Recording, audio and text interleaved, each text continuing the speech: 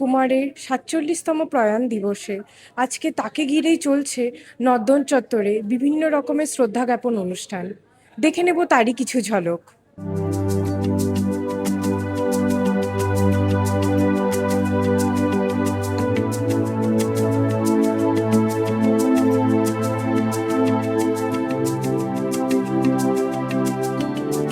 শুধু একজন অভিনেতার নাম নয়, তিনি হচ্ছে একটা যুগের নাম। একটা যুগের নাম হচ্ছে মহানায়ক উত্তম। আর বাংলার আবেগের মনে প্রাণে বাংলার মানুষের সঙ্গে জড়িত। এনার সম্মান, এনার মর্যাদা, এনার ফ্যানেদের যে চাহিদা, ফ্যান যেটা চাইছে, সরকার সবকিছু। আপনারা শুধু আমায় জানেন, সরকারকে জানেন।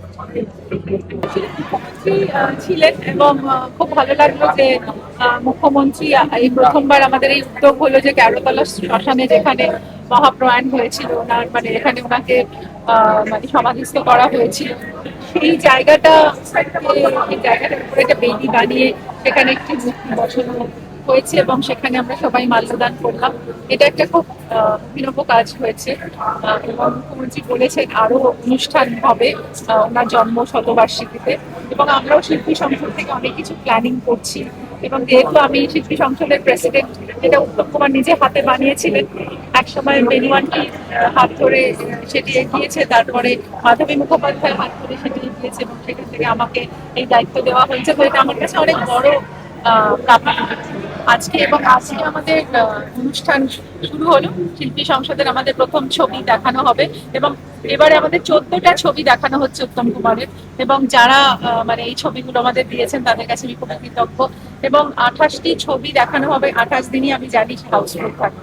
তো এই মানুষটির এরকমই একটা কারিশমা যে উনি থেকেও উজ্জ্বল, না থেকেও উজ্জ্বল।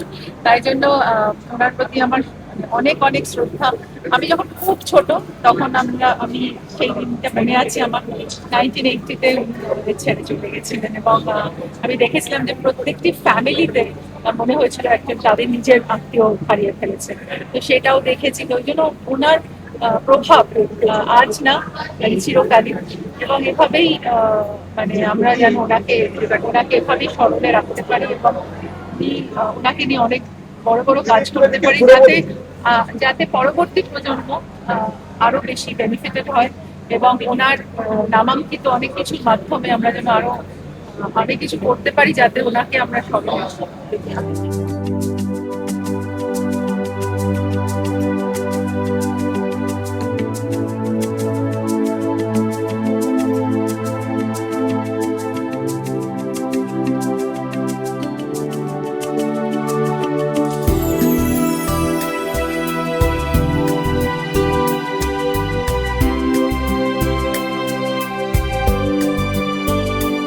এই অনুষ্ঠানে উপস্থিত ছিলেন প্রতিমন্ত্রী শ্রীমতী পূর্ণিমা চক্রবর্তী এবং বিভিন্ন প্রমুখেরা।